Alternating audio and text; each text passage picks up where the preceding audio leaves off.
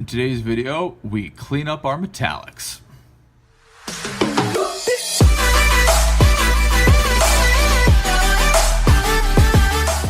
Here is where we are at. If you want to see how I got to this point, go ahead and click on the card in the upper right hand corner and you will find a playlist link there for all of this stuff. All right, we're going to start off with some greedy gold from Army Painter. This is just going to go on the skull thing here on the chest and a metal bit at the end of the sheath. And we undercoated both of these with Morphound Brown earlier. And the metallics, the Army Painter metallics, are pretty much the only Army Painter paints that I'm using at this point. They work pretty well if you do appropriate undercoats.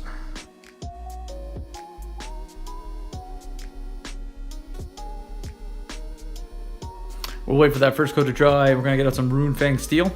In a previous video, I hit all the silver bits that are textured with some non-oil, so it's time to bring those up. We're gonna do a little bit on these grenades.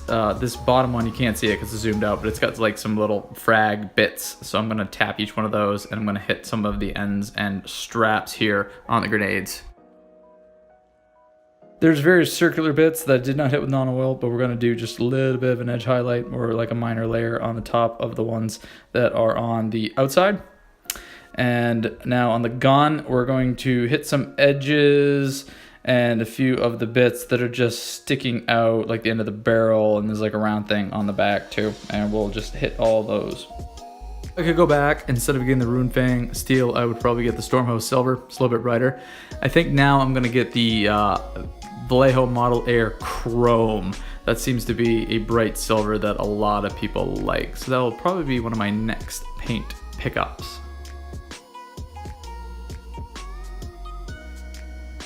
Gonna tap a few bits on here, do the edges here on the vents, do a little bit on the top of the domey thing, and on some of that plate that's up on the top as well.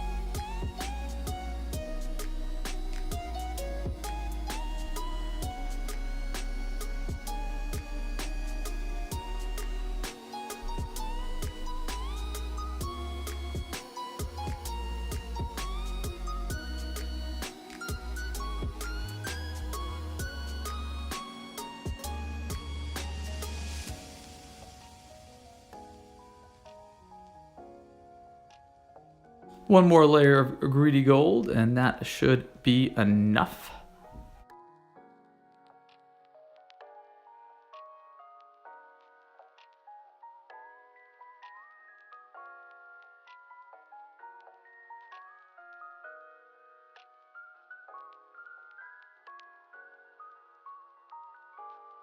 We're gonna grab our rust gray and wolf gray and do a little bit of cleanup. We're not gonna do a lot of cleanup. This particular elbow is really messy, and that's the one that's gonna be kind of in front of the model. So I'm just gonna paint over all of it with the rust gray and then try to do some straighter, cleaner highlights with the wolf gray. We're gonna do a little bit on the Space Marine, mostly around the boots.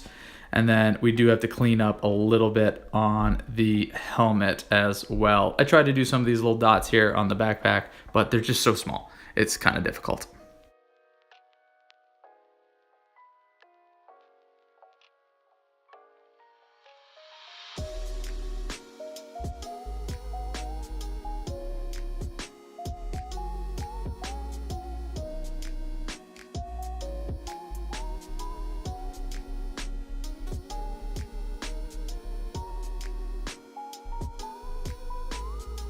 All right, I'm gonna try to be much cleaner and neater here.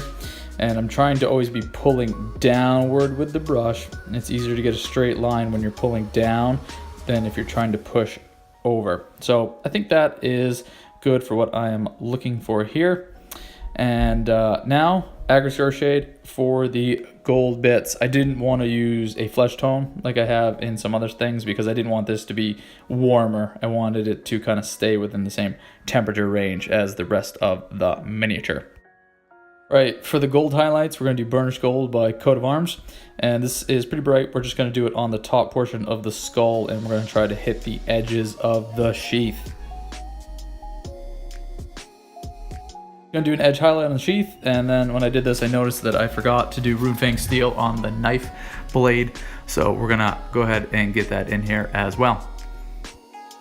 That is how I hobbied today. If you would please let me know how you hobbied today down in the comments below. And come back tomorrow, and I think it's time for faces and bases and maybe a purity seal.